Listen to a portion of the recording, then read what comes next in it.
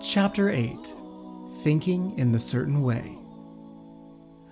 Turn back to Chapter 6 and read again the story of the man who formed a mental image of his house, and you will get a fair idea of the initial step toward getting rich.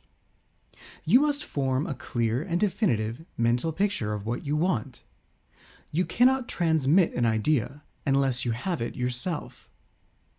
You must have it before you can give it. And many people fail to impress thinking substance because they have themselves only a vague and misty concept of the things they want to do, to have, or to become. It is not enough that you should have a general desire for wealth to do good with. Everybody has that desire. It is not enough that you should wish to travel, see things, live more, etc. Everybody has those desires also.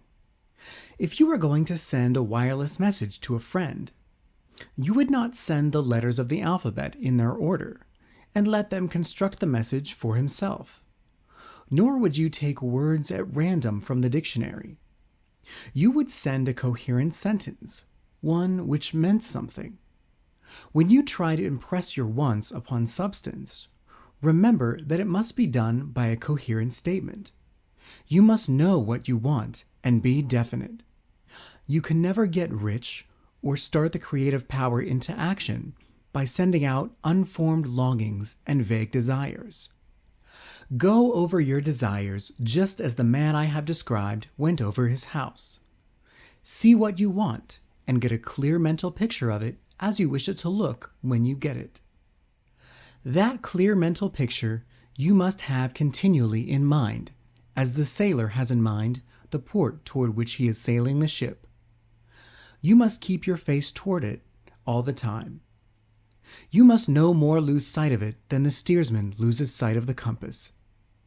It is not necessary to take exercises in concentration, nor to set apart special times for prayer and affirmation, nor to go into the silence, nor to do occult stunts of any kind.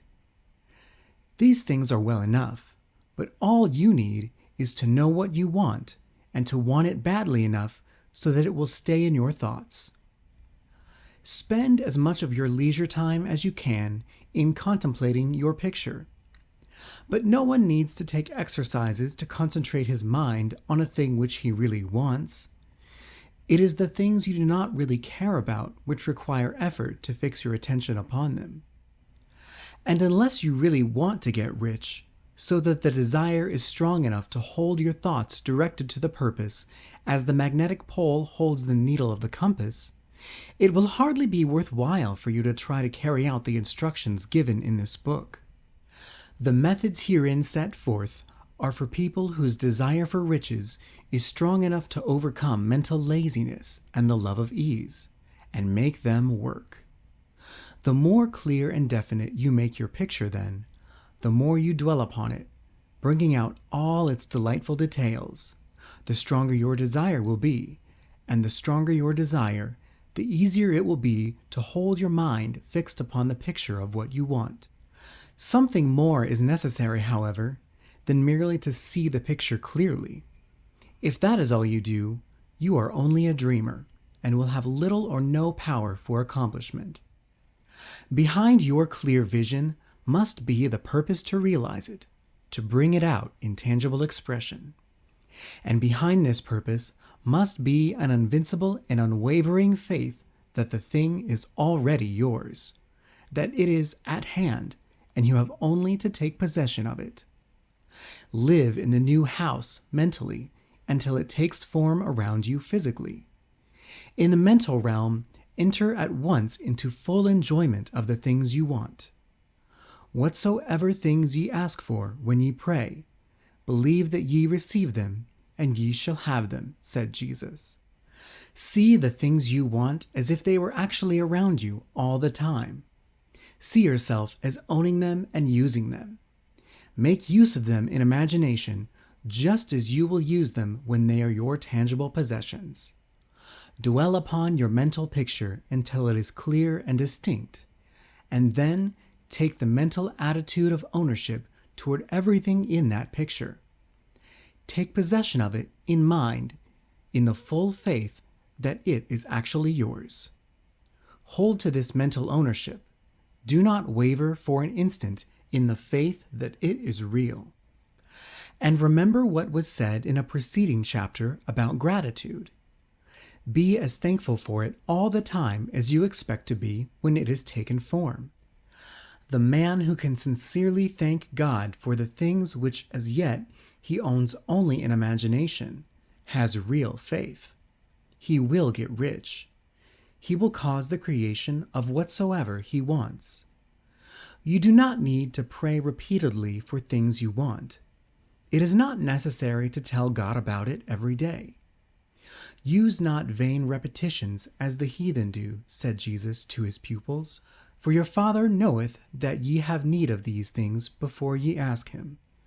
Your part is to intelligently formulate your desire for the things which make for a larger life, and to get these desires arranged into a coherent whole, and then to impress this whole desire upon the formless substance which has the power and the will to bring you what you want.